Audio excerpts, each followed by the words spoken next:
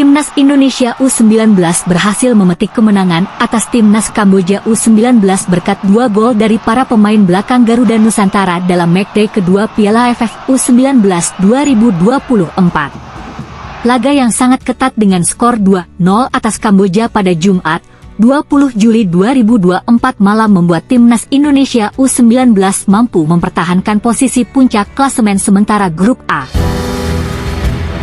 Berlaga di hadapan supporter sendiri di Stadion Gelora Bung Tomo, Surabaya menjadi angin segar tambahan bagi skuad Nusantara untuk mengunci 3 poin penting. Meski mengalami kesusahan pada babak pertama dengan skor 0-0, akhirnya skuad Garuda U19 mampu menjebol gawang Timnas Kamboja U19 dan mengunci kemenangan setelah melakukan beberapa rotasi usai turun minum. Sejumlah pergantian seperti memasukkan Welber Jardim hingga Jens Reven membuat permainan Timnas Indonesia kembali hidup. Hasil ini membuat Jens Reven dan kawan-kawan kokoh di puncak klasemen sementara Grup A dengan torehan 6 poin, disusul Timor Leste dengan raihan 3 poin.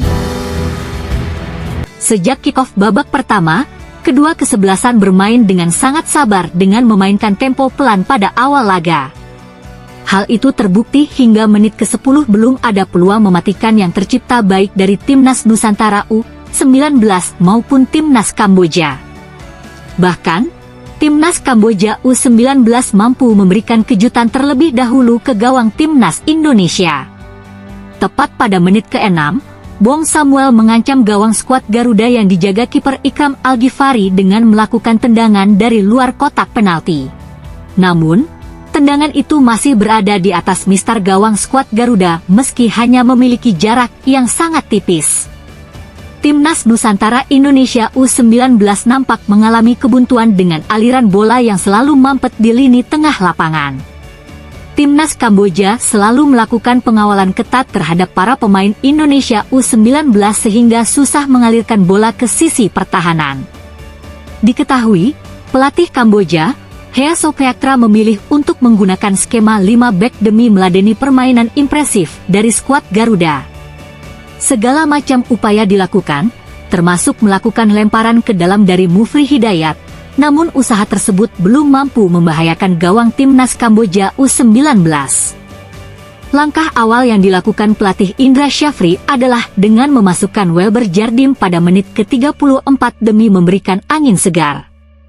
Meski begitu, skor 0-0 mewarnai laga sangat ketat Timnas Indonesia U19 kontra Timnas Kamboja hingga babak pertama. Memasuki kick-off babak kedua, para pemain asuhan coach Indra Syafri kembali melakukan segala pola penyerangan untuk membongkar pertahanan Timnas Kamboja dan kiper Matlani.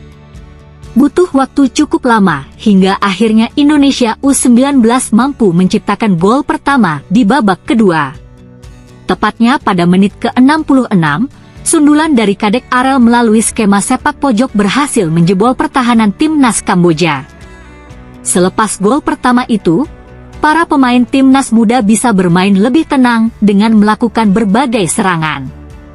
Mendekati masa injury time, tepatnya menit ke-86, pemain pertahanan skuad Garuda U19 kembali mencetak gol kedua.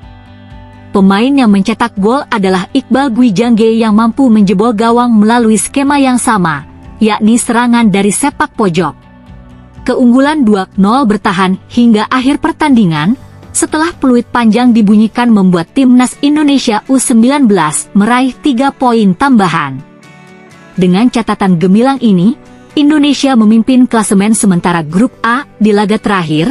Timnas Indonesia U19 akan berjumpa Timnas Timor Leste pada hari Selasa, 23 Juli 2024 di Stadion Gelora Bung Tomo, Surabaya.